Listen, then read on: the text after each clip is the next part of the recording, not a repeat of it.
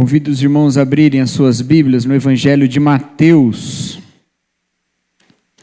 capítulo 11.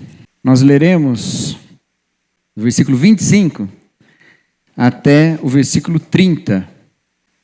Mateus 11, de 25 a 30, diz assim a palavra de Deus: Naquela ocasião, Jesus orou da seguinte maneira: Pai, Senhor dos céus e da terra, eu te agradeço, porque escondeste essas coisas dos que se consideram sábios e instruídos e as revelaste aos que são como crianças.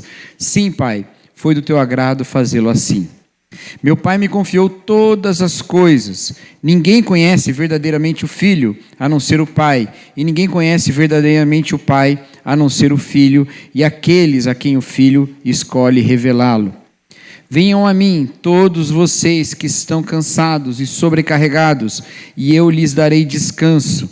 Tomem sobre vocês o meu jugo, deixem que eu lhes ensine, pois sou manso e humilde de coração, e encontrarão descanso para a alma.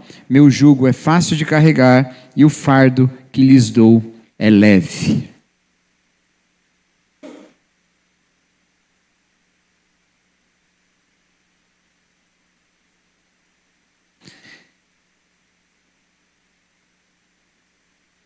Uma das coisas que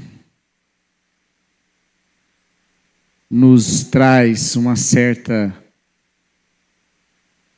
estranheza em como vivemos como igreja no mundo de hoje é quanto nós somos formados em nossa visão de ministério por conceitos que não vêm da palavra de Deus.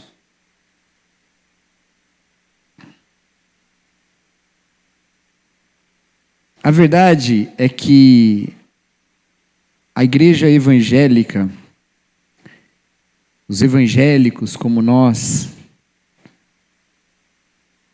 movidos desde a sua origem por uma visão de autenticidade, de encontro real com Jesus, de transformação pessoal, e por isso de um testemunho e evangelismo intensos para alcançar mais pessoas com essa palavra, acabaram por ter uma vantagem e desvantagem. A vantagem é que passamos a ter igrejas altamente contextualizadas, muito contextualizadas. A parte do crescimento evangélico que aconteceu nos últimos anos e que continua acontecendo, né? O último censo mostrou uma desaceleração do crescimento, mas não apresentou uma diminuição, tá, gente? Tem gente confundindo isso aí. Continua crescendo, mas num ritmo mais lento. Parte vem dessa contextualização muito rápida que os evangélicos conseguem. Conseguem muito rapidamente se contextualizar. Quando a televisão se tornou amplamente presente nas casas do Brasil, já passou a ter pregação evangélica.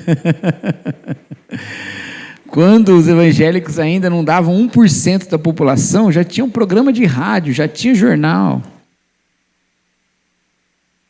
A música evangélica, reconhecidamente evangélica, sempre foi muito rápida em assumir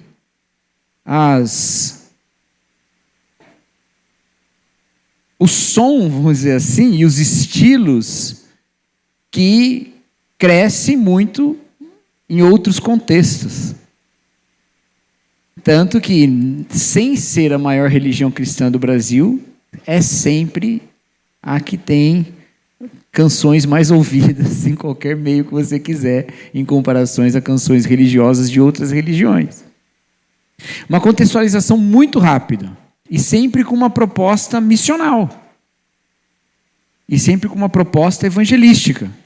Vamos nos contextualizar para alcançar as pessoas. movidos muitas vezes pelo desejo realmente de cumprir a grande comissão e movidos muitas vezes pela palavra do apóstolo Paulo, que em outro contexto, querendo dizer uma coisa ligeiramente diferente, diz: fiz-me tudo por todos, para que de todas as formas chegasse a ganhar alguns. Paulo usa essa fala de uma maneira um pouquinho diferente dessa, mas a aplicação não é tão distante. E isso eu estou tratando como vantagem, não como desvantagem. Mas há um problema oculto aí, nessa tendência. É que isso nos leva, às vezes, a alguns tipos de paradigmas, que são paradigmas que regem essas outras esferas nos âmbitos não cristãos. Paradigmas, por exemplo, como o da eficiência. Eficiência. Bom, se a nossa ideia é alcançar o maior número de pessoas de uma forma que essas pessoas conheçam o Evangelho, conhecendo o Evangelho, tenham adesão a uma igreja e, tendo adesão a essa igreja, mudem de vida, então eu preciso ampliar muito a primeira fase, a de alcançar lá. E para isso eu vou lançar mão de vários métodos, que são métodos baseados num conceito de eficiência. E não são métodos de pregação, de evangelismo, são métodos de marketing, certo? São métodos de gestão. E aí a igreja, que é um tipo de sociedade única no mundo, cuja organização é completamente diferente de qualquer outra, porque nós não temos os laços sanguíneos de uma família, mas nós somos família, uma forma completamente diferente de qualquer outra sociedade, ela passa a ser tomada por vários e vários conceitos, alheios ao seu propósito, alheios à sua identidade, considerando que com isso não estão corrompendo a sua essência, porque continuam pregando a mesma palavra, continuam ostentando o mesmo livro, que hoje a gente nem ostenta mais porque carrega celular. Outra área no qual nós também nos adaptamos muito bem. E aprendemos a fazer de tudo. Entendeu, gente? Então, por um lado, a contextualização é ótima para alcançar, para levar longe a palavra de Deus. Paulo nos ensina a ser bastante contextualizados, por exemplo, no seu discurso no Areópago, lá em Atenas. Por outro lado, nós devemos entender bem quando isso começa a corromper as coisas mais essenciais que nos tornam, que nos formam como uma comunidade única. E essa preocupação não é nova, não é única minha, e muita gente já teve essa preocupação, e sempre ouvimos por aí, a igreja está querendo imitar o mundo, mas geralmente a gente faz a crítica da coisa errada quando fala disso. A igreja está querendo imitar o mundo porque ela está pintando a parede de preto. Não sei se o mundo pinta mais parede de preto que outros lugares, mas veio essa ideia, né? Mas esse não é o grande problema, porque a estética tem seu lugar? Tem, mas ela não é a essência. Existe uma outra coisa mais essencial, que é a própria convivência.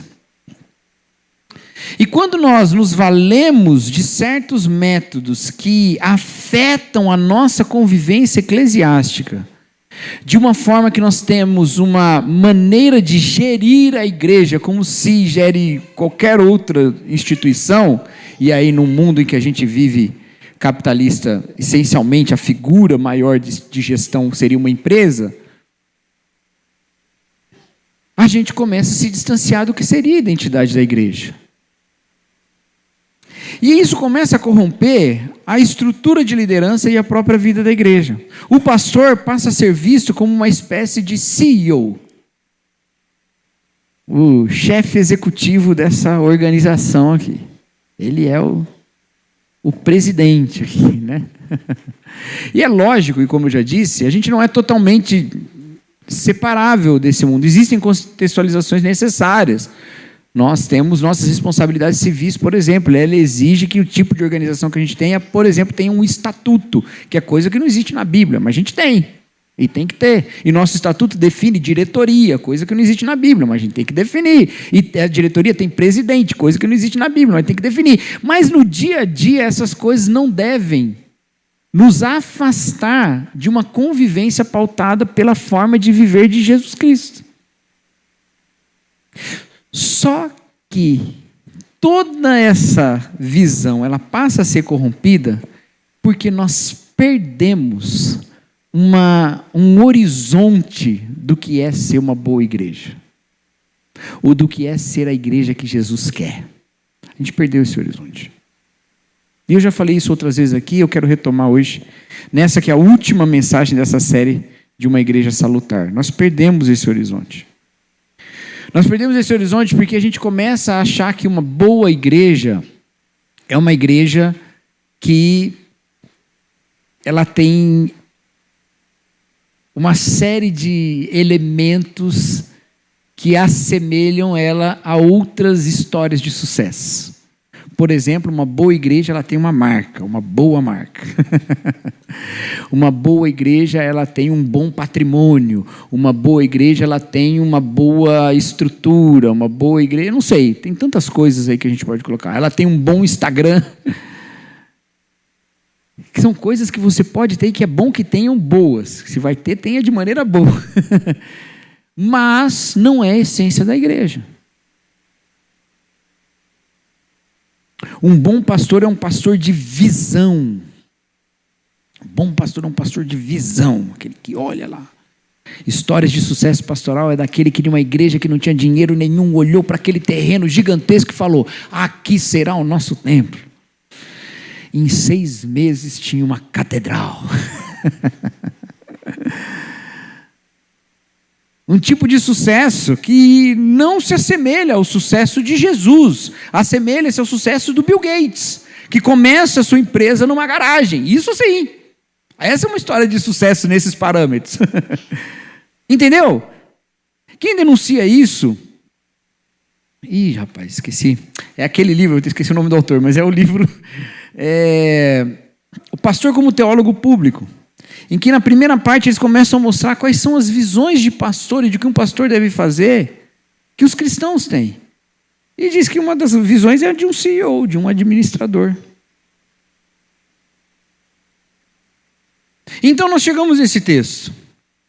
E aí Jesus, num contexto absolutamente diferente, social e político, completamente diferente do nosso, ele começa a mostrar uma outra maneira de viver. Começa não, porque ele já tinha começado, né? Mas ele mostra uma outra maneira de viver. E esse texto, ele está em sequência de um texto em que Jesus lança um julgamento contra as cidades que eram de cidades descrentes a respeito da sua pregação. E elas eram descrentes em boa parte porque elas estavam apegadas a uma forma religiosa que entrava em conflito com a mensagem do próprio Messias. Uma religião que surge na expectativa do Messias e quando o Messias chega, a religião não o reconhece. Entende? Então, um judaísmo todo construído na expectativa messiânica e quando o Messias chega, esse judaísmo foi construído de uma maneira que o Messias não pode ser reconhecido. Senão ele entra em conflito com esse edifício que foi construído. E eu quero deixar claro que eu estou falando uma religião que não reconhece, porque a gente fala um povo que não reconhece e a gente cai num erro tremendo. Todos os discípulos de Jesus e os seguidores aqui dos evangélicos, todos eles eram judeus. O problema era essa estrutura religiosa que deveria se dobrar ao Messias e falou: cumprimos nosso papel, trouxemos o povo até aqui, o Messias chegou, amém. E fala: não é esse não, vamos continuar. Entendeu? E por isso os conflitos de Jesus são com as lideranças religiosas e não com o povo. Então Jesus lança esses julgamentos sobre essas cidades e aí ele faz essa oração. E a oração que ele faz é: Pai, eu agradeço porque o Senhor ocultou essa sabedoria, essas coisas dos sábios, dos instruídos, daqueles que eram considerados mestres da religião. E o Senhor concedeu aos pequeninos, aos humildes, às crianças. Foi do teu agrado fazê-lo assim. Isso porque, ao confundir a expectativa messiânica com a necessidade do poder, o humilde Cristo não foi reconhecido. E isso a gente faz também quando começa a encontrar parâmetros que são típicos dos parâmetros de uma sociedade de poder, de uma sociedade de recursos, com os parâmetros que devem reger a igreja. Igreja não é regida pela eficiência. Igreja, na verdade, ela precisa ser bem contracultural a respeito da eficiência. Porque a eficiência é o seguinte: se eu tenho um funcionário aqui e tem um outro cara no mercado que é melhor que ele, pelo bem da eficiência eu procuro esse outro cara. Não é? Mas igreja não é assim. Cada pessoa é ela. Não tem outra no lugar dela. Perdi essa, mas tem mais um aqui que entra no lugar. Ele é bem anti-eficiente nesse ponto. Numa sociedade como essa, a gente confunde a grande sabedoria, a grande inteligência, as estratégias corretas com a própria vida. O Senhor não está procurando igrejas que tenham a melhor estratégia para Ele agir.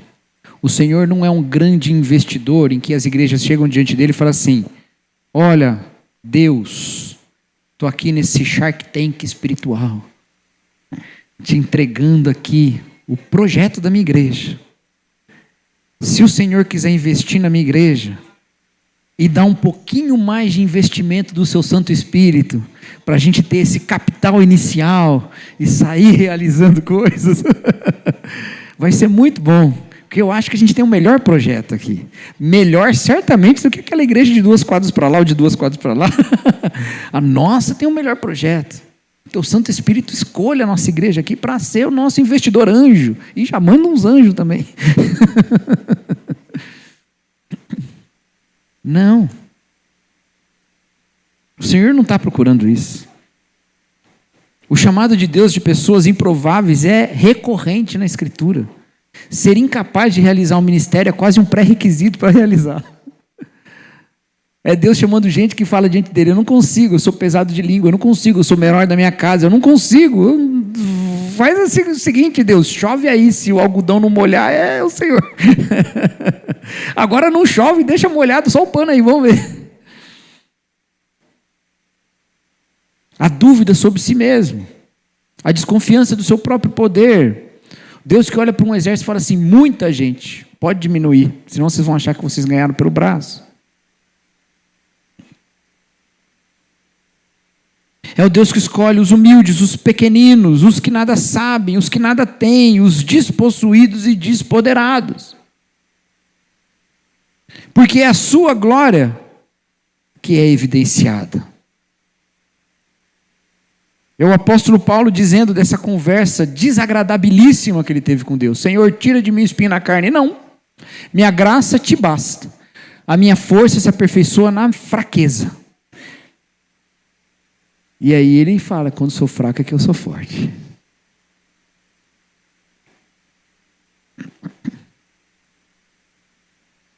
Toda essa confiança na nossa própria inteligência, no nosso próprio braço, movido por um desejo sincero. E de novo, eu enfatizo isso. A contextualização, além de ser necessária, e na Bíblia mesmo a gente vê isso, ela vem de pessoas dedicadas a fazer o que elas julgam ser a missão de Deus, mas leva a parâmetros diferentes de julgar o sucesso de uma igreja. Meus irmãos, nós não queremos ser uma igreja bem-sucedida, nós queremos ser uma igreja fiel. Uma igreja fiel é aquela que corresponde ao que Deus quer. Algumas coisas eu tenho certeza que nós temos conseguido ser bastante fiéis. Outras coisas a gente tem que correr mais atrás. E essa é uma realidade. E ter essa consciência é importante. Porque no fim do dia a gente fala assim: eu não estou na melhor igreja do mundo, mas pelo menos a gente está junto tentando buscar fidelidade. com irmãos nossos espalhados por toda a terra que olham para o mesmo Cristo através da mesma Bíblia e falam: Senhor, eu quero ser fiel a isso aqui. E Deus vai nos usando. Jesus Cristo fala: olha, ele ocultou isso dos sábios, ele ocultou isso dos instruídos. Foi a esses que não sabem nada que ele revelou. E aí depois ele volta para as pessoas que estão com ele. E ele diz: meu pai me confiou todas as coisas. Ninguém conhece verdadeiramente o filho a não ser o pai. Ninguém conhece verdadeiramente o pai a não ser o filho. E aqueles a quem o filho escolheu revelá-lo. Venham a mim. E aí ele faz esse convite: venham a mim, todos vocês que estão cansados e sobrecarregados, e eu lhes darei descanso. Tomem sobre vocês o meu jugo, deixem que eu lhes ensine, pois eu sou manso, humilde de coração, e encontrarão descanso para a alma. Meu jugo é fácil de carregar, e o fardo que eu lhes dou é leve. Aqueles mestres da lei naquela época, eles tinham uma ideia de que naquele momento havia necessidade de clamar pelo retorno de Yahvé para a sua habitação. Eles clamavam para que Deus de novo viesse habitar em Sião. E eles entendiam, a partir de uma certa visão do Antigo Testamento, de que isso aconteceria quando a lei fosse plenamente cumprida pelo povo todo. Havia esse entendimento de que, se nós cumprirmos a lei de maneira correta, o Senhor voltará a habitar a sua casa. Reinará de Sião e reinaremos sobre todas as coisas. O seu Messias ungido virá, e de Sião ele reinará sobre todos os povos, e todo joelho se dobrará ao Senhor em Jerusalém. Por isso eles eram tão criteriosos no cumprimento da lei. E daí vem a visão de certa ala do farisaísmo. O fariseu não era o que tinha a lei mais pesada, o fariseu é o que era mais criterioso. Nem sempre a análise mais criteriosa da lei levava às exigências mais pesadas. O problema é que eram muitos critérios. Porque tinha que se decidir sobre absolutamente tudo. Porque se você não acertar nesse ponto, a nossa missão de trazer Yahvé de volta vai dar problema. Por isso também havia pouca misericórdia para com quem estava fora da lei. Por quê? Yahvé não vem por causa desse povo. Yahvé não vem por causa dessa prostituta. Yahvé não vem por causa desse cara aqui que trabalha no sábado. Yahvé não vem por causa dessa galera. Cria-se esse ambiente. Mas pelo menos a visão aqui era transcendental. Esperavam Deus mesmo. Hoje em dia, os julgos, não é julgo, como era? Os julgos e os fardos colocados sobre o povo, não são sobre isso. Não são pela vinda de Deus. Até porque, graças a Deus, pelo menos nesse ponto, esse povo não erra. Deus já veio, né? Nesse ponto, esse povo não erra. Mas estão esperando um outro tipo de epifania, um outro tipo de habitação divina, que se dá no sucesso, que se dá no crescimento, que se dá na publicidade, que se dá no marketing. E aí, pela eficiência no cumprimento das estratégias, que é a nova lei, a estratégia, teremos o sucesso aguardado. E quem não está nisso, está fora. Nem sempre é a exigência mais pesada. Pode ver, meus queridos. As igrejas mais modernas, elas não são as mais legalistas, não são as mais moralistas, não são as que exigem maiores sacrifícios do ponto de vista pessoal, não são mais como no passado igrejas que proibiam de ir no cinema, que proibiam de mulher usar calça, que proibiam de cortar o cabelo, de ter barba. Não são. Não são as vertentes mais pesadas nesse ponto. E nem são igrejas que, como outras religiões cristãs ou não, mas no grande círculo do que pode se dizer cristianismo, fazem de separar os crentes da sua própria família se não é crente, né? Elas não são assim.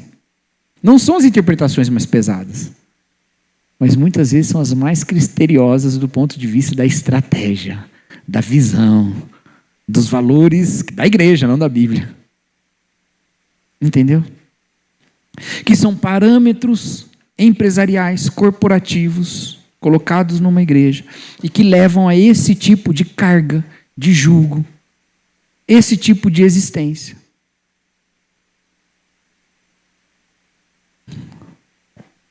E aí Jesus disse que isso resulta no quê? Cansaço e sobrecarga. E de fato, é isso que acontece. Cansaço e sobrecarga. Porque cada aspecto está conectado com uma prática exigida. Naquele tempo, essa era uma grande dificuldade. Ao ponto de você ver a próxima história que tem aqui no Evangelho, no capítulo 12, é a história sobre o sábado. Uma discussão sobre o sábado. Em que os fariseus vão questionar Jesus porque os seus discípulos entraram numa plantação para comer. E eles vão falar, e o problema não era entrar na plantação para comer, tá, gente? Isso aí não estava errado, tá bom? Eles não estavam roubando. Ó, seus discípulos aí, ó, ladrão de trigo, não é esse o problema, não. Isso estava na lei, tá? O problema era fazer isso no sábado. Jesus acabou de falar, ó, vocês que estão cansados, sobrecarregados, vinde a mim. E logo em seguida tem uma história sobre o sábado, que é o dia do descanso, em que essas pessoas usam o descanso como fardo. Porque o descanso não é descansar, o descanso é cumprir. Não é encerrar, é cumprir. E aí transforma o que era para descansar em uma exigência exaustiva. Então a próxima história ilustra o que Jesus acabou de falar, em seguida. O resultado desse tipo de vivência, que é uma vivência baseada numa lei, ela é cansaço, ela é sobrecarga. E pode ser um legalismo, ou seja, a lei de Deus cumprida para a salvação. Pode ser um moralismo, ou seja, um comportamento esperado.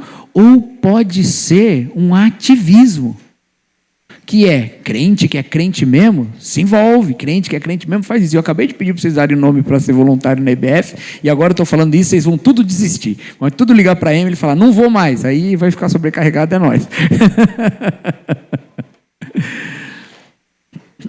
Mas a ideia é essa.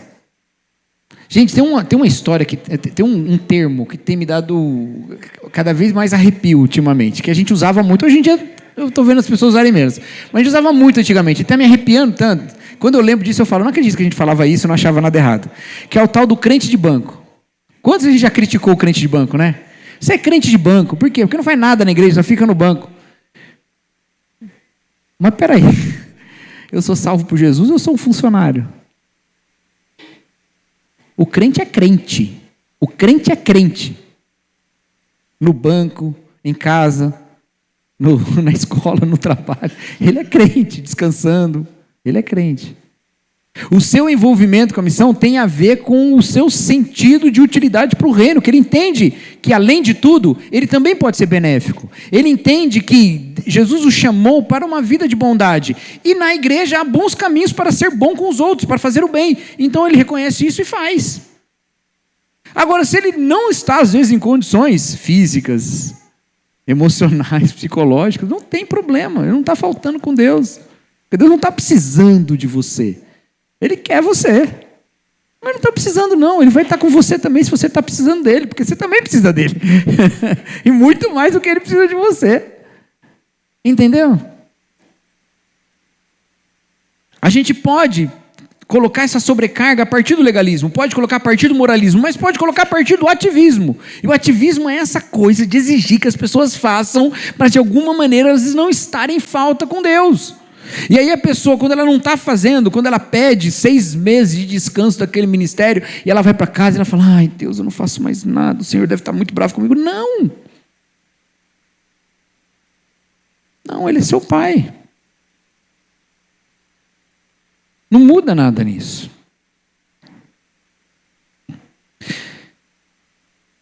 Não é esse o caminho de Jesus, o jugo de Jesus não é esse. Então Jesus fala, olha, eu vou dar descanso para vocês. Ai, Senhor, graças a Deus. Aí você chega lá com o seu jugo pesadão, carregando fardo. Aí você chega lá, tira do ombro. Ai, tá bom, Senhor. Tô. Senhor, onde é a minha cama agora para eu deitar? Ele fala, não é cama não. Você vai levar agora esse outro jugo aqui. Aí você, ué, que negócio é esse? Eu acabei de deixar um jugo, o Senhor mandou eu vir aqui para descansar, agora o Senhor me dá outro jugo. Porque Ele fala, não fala? Tome sobre si o meu jugo. Ué, mas como assim, Senhor? Eu acabei de tirar um jugo, você está mandando eu botar outro? A questão, meus queridos, é que todo mundo vive carregando alguma coisa. Todo mundo vive. Todo mundo vive carregando alguma coisa. A questão é que o de Jesus é suave. O que significa isso? A visão do jugo, gente, ela não é a visão de tarefas apenas. Ela é a visão de um modo de viver, tá bom? Essa era a visão dos rabinos sobre a questão do jugo e do fardo. Era um modo de viver, aquilo que você carregava como forma de vida. Então, carregar o jugo de um mestre era viver do jeito que aquele mestre ensinava. Então, Jesus fala, toma sobre si o meu jugo, porque ele diz, olha, você vai viver de alguma maneira, viva como eu estou te pedindo. Por quê? Porque o meu jugo é suave, o meu fardo é leve. Todo mundo vive de alguma forma, todo mundo segue alguma filosofia de vida, mesmo que inconsciente. Jesus fala, torne-se consciente da minha maneira de viver. Porque a minha maneira de viver é a maneira do descanso. A minha maneira de viver é a maneira da comunhão. É a maneira de estar seguro em Deus, ao ponto de que as nossas atividades são atividades feitas segundo a plenitude da humanidade em Jesus Cristo. Ou seja, atividades feitas segundo a vida de Jesus em nós. Então existe jugo, existe forma de viver. E o que a gente não entende às vezes, e o que a gente acaba fazendo de errado na igreja, é que a forma de viver de Jesus, ela é leve em comparação com qualquer outra forma de vida. Qualquer outra forma de vida. Por um motivo muito simples. A forma de viver de Jesus é a forma da graça. Em que todas as suas atividades são movidas pela obra inicial de Cristo. E não movidas pela necessidade de alcançar alguma coisa lá na frente. Tudo que você faz em Cristo, você faz porque Cristo fez primeiro. Ao ponto da Bíblia poder falar que é Cristo que faz através de nós.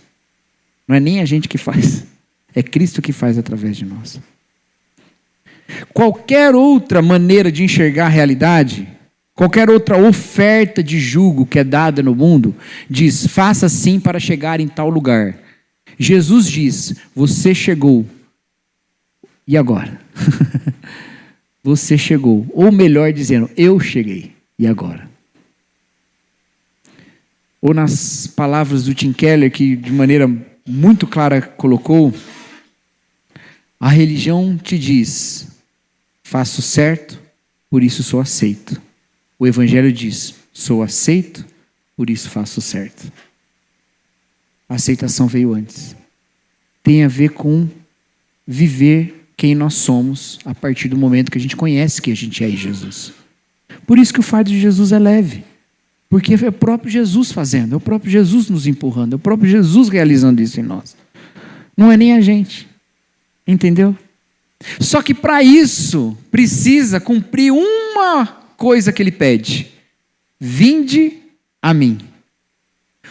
E aqui tem o grande problema que eu acho que acontece em formas de liderança de igreja que criam sobrecarga. Essas lideranças não são discípulos levando pessoas a Jesus. São instâncias burocráticas até chegar em Jesus. Não é gente dizendo assim, meu irmão, você não está vendo que esse caminho que você está tomando está gerando sobre você uma carga desnecessária. Você não está vendo isso.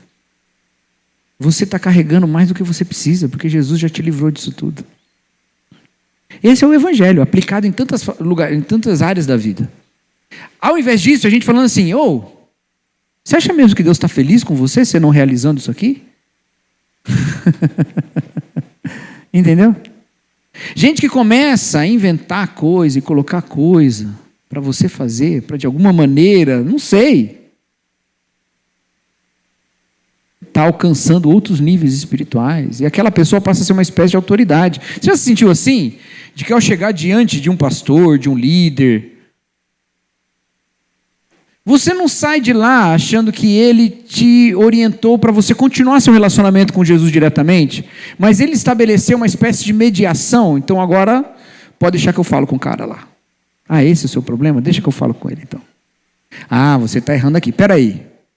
Senhor, ele mandou você fazer isso. O grande propósito do ministério é a autonomia desse relacionamento com Jesus, porque Jesus fala, vinde a mim, não fala assim, olha, depois fala comigo, fala primeiro com ele ali, que eu deixei ele na terra aí para você falar com ele primeiro. Ele que atende, esse pastor é meu secretário. Tem um monte de gente ser passado até chegar em mim. Você chega para um pastor assim uma vez, ele começar com muito papinho desse, e fala assim, deixa eu falar com o seu superior, Senhor nosso Deus. Mas isso tem a ver com essa visão corporativa, tem a ver com essa visão empresarial.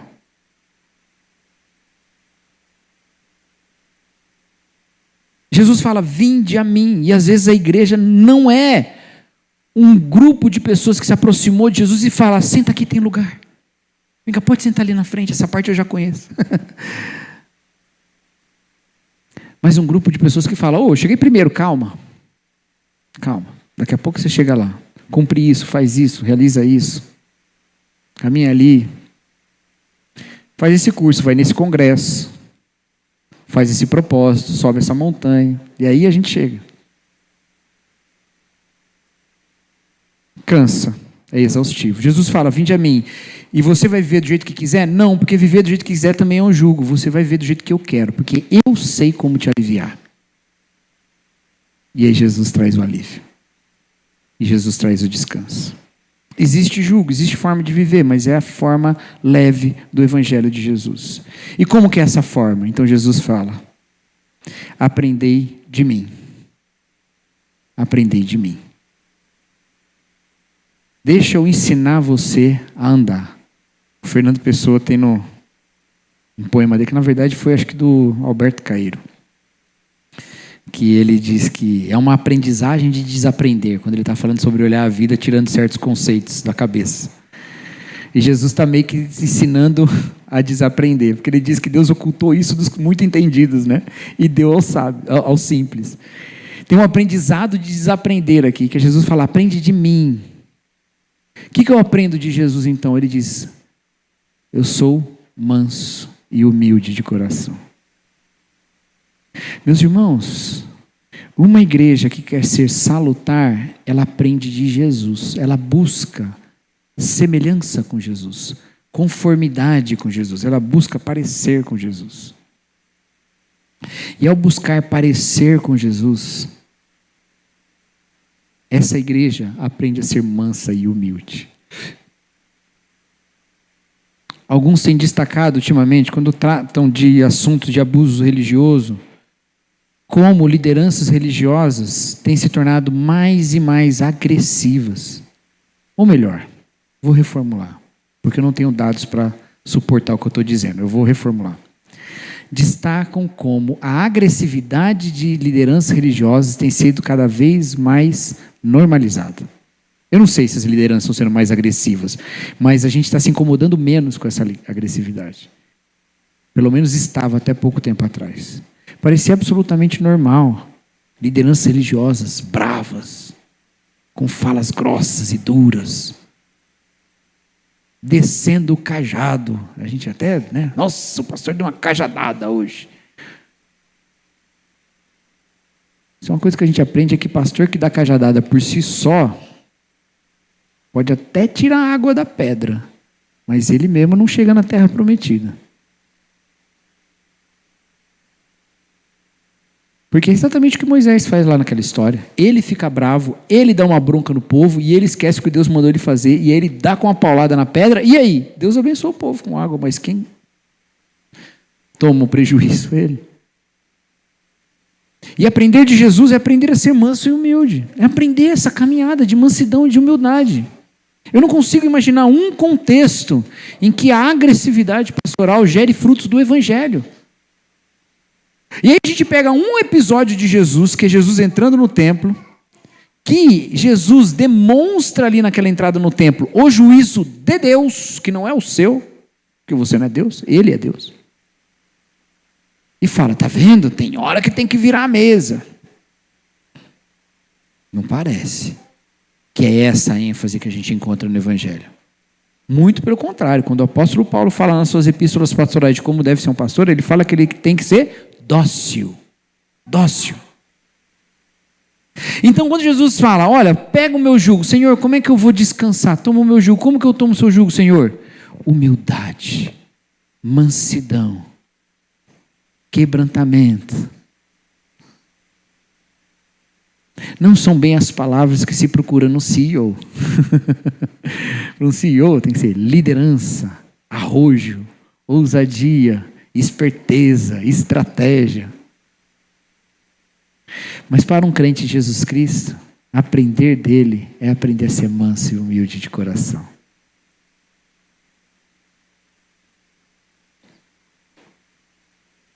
E isso tem que ser um modelo para a igreja de Cristo. Eu estou focando bastante em liderança, porque a gente falou bastante sobre isso nessa série. Mas esse texto não é para líderes, esse texto é para todos os cristãos, todos. Desenvolver um caráter de mansidão e de humildade é ser mais parecido com Jesus. Ainda que isso não dê os frutos de sucesso que se espera de uma organização. A gente não está buscando sucesso. A gente está buscando ser fiel. É isso que a gente quer. Amém, meus irmãos? Vamos orar. Na verdade, nós vamos cantar. Vamos orar cantando, meus irmãos? Vamos pedir a Deus que Ele realize um milagre hoje. E o milagre é: dá-me um coração igual ao teu. Isso é um milagre. Isso é um milagre. Que essa seja a sua oração, meu irmão. Que essa seja a sua oração. A maior luta em qualquer ministério e na vida cristã em geral, ela não acontece entre nós e os outros, ela não acontece entre nós e o não crente para trazê-lo para dentro da igreja. A maior luta acontece entre nós e Deus, porque a maior distância é entre a gente e Deus, porque Deus é santo e a gente é pecador. Sendo fiel na busca de ter um coração como Jesus, a gente vai ser fiel no nosso amor ao próximo, no testemunho do Evangelho, na pregação. Vamos nos concentrar em buscar um coração como o de Jesus. Essa é a nossa oração, Senhor, que aprendamos a ter um coração como o de Jesus Cristo, manso e humilde. Ensina-nos, ó Pai, a andar como Jesus anda, a viver como Jesus nos ensinou a viver e vive através de nós. Tira de nós, ó Pai, todo o orgulho e agressividade, que toda a violência seja colocada aos seus pés, ó Pai, para que sejamos pacificadores e ministros da Tua paz. Amém. Essa é a nossa oração em nome de Jesus Cristo. Amém. Amém. Os irmãos podem se assentar, que Deus abençoe.